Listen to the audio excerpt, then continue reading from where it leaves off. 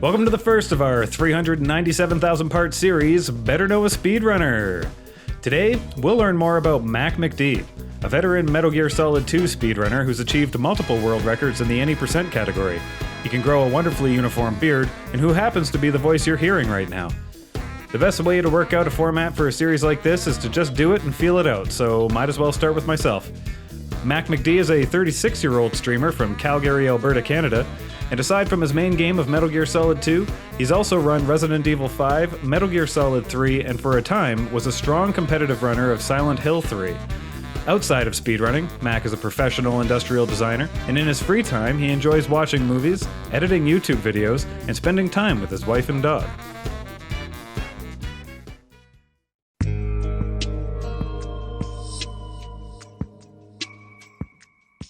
The first speedrunner I ever watched was Dark Viper AU running Grand Theft Auto 5 Classic %. It's about a 6.5 hour long speedrun. I ended up going to Twitch from YouTube by finding it in the description of one of his videos, and that's what got me to Twitch. The first game I ever learned to run myself was actually Resident Evil 5. I believe I saw Trance running it for the first time. It just clicked with me. It was like, this is a game that I've played a million times casually already, over and over again. So I picked up Resident Evil 5, and I think I made it as far as like 8th place on the board before I put it away. But yeah, Resident Evil 5 was the first game that I ever speedrun myself.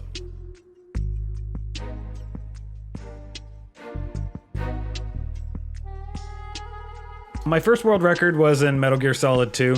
Pretty much the only game that I took seriously. Yeah, I was running Metal Gear Solid 2 on PC on very easy, which is a difficulty that wasn't very popular at the time. It was almost seen as kind of a meme category.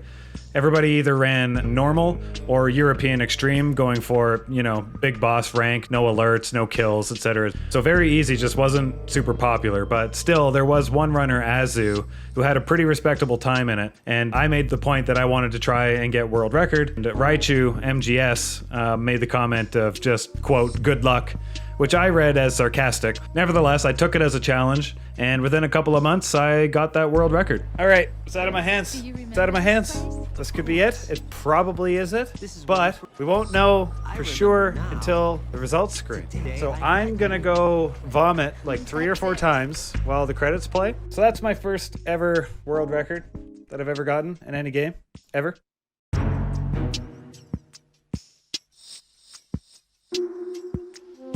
Probably the proudest achievement that I've had would be getting into ESA just recently. But there was one time where I had quit speedrunning, which I do every couple of months apparently. And DLimes13 had come onto the scene fairly recently, and he was just sweeping the boards, getting world record in all categories and all platforms. So he ended up issuing a challenge to me to beat his very easy world record. Within 30 days, if I beat his world record, he would buy me an NVIDIA Shield. And I ended up beating it within 5 days. That NVIDIA Shield, although it's crap for the HD collection, it's awesome as a media box hooked up to my TV, and I still use it every single day, so thanks, Limes.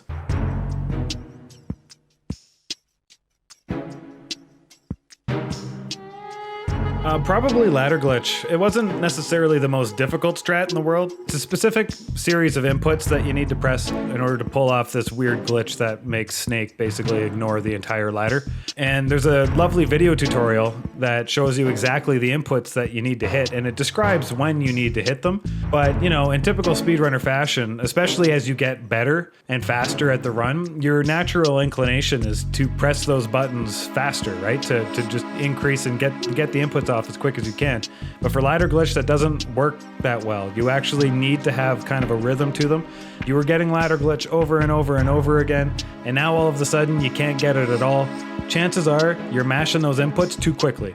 So just take a breather, put like a 1/4 of a second gap in between each input that you put in, and ladder glitch will become like second nature again.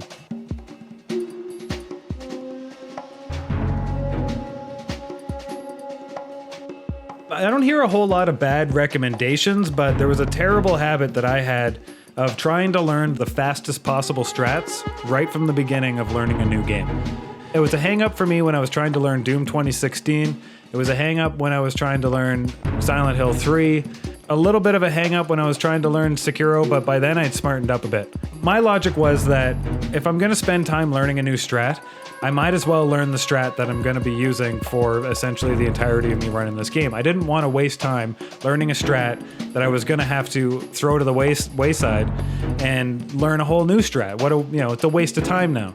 It would be a net gain if I just learned the world record strat, right? Well, no, not really, because if I learn the easier strat and I can complete runs, by the time I get to the point that my runs could use those extra seconds of time save from the world record strat, I'm that much better at just playing it. I'm gonna learn that strat way, way faster than if I tried to learn it when I was first learning the run at all, right?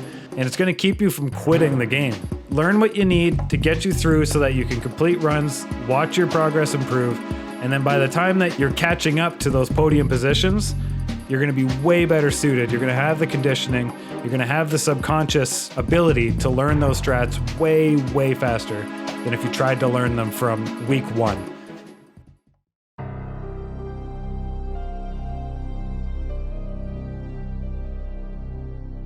Probably the number one would be BKAS.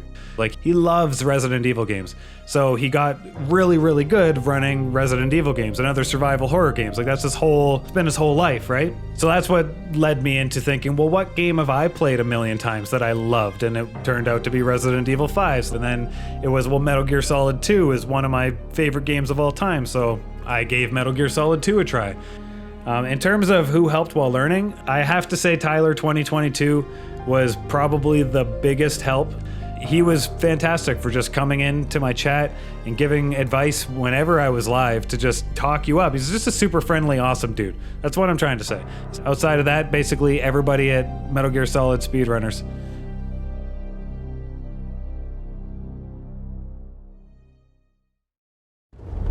Hands down, God of War 2018. There's some close contenders, like BioShock Infinite would be great to play again. Metal Gear Solid 2 would be great to play for the first time as an adult now. But God of War 2018 is the first game that just grabbed me for 10 hours straight, 2 days in a row, since Fallout 3 a decade ago. You know, I'm 36 years old, so I don't game as much as I used to. It's easier for me to get lost in a movie than to sit down for 20 hours and play a narrative game, right? But the combat, the graphics, the story, I'm not even a huge God of War fan. I'm definitely not a fantasy mythology style fan. It's not really my bag, but as soon as I started playing that game, I didn't put it down until I completed it. The way it feels, the way it looks, the way it sounds. Sony Santa Monica.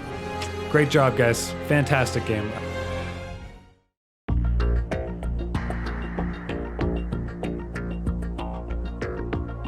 I guess it would just be some general advice to people who might be interested in speedrunning. Even if it's a game that you're not very good at right now, but you love and you feel like you could play over and over again, start learning it. When you see speedrunners just absolutely destroying a game, the only difference between you and them is that we've done it a lot.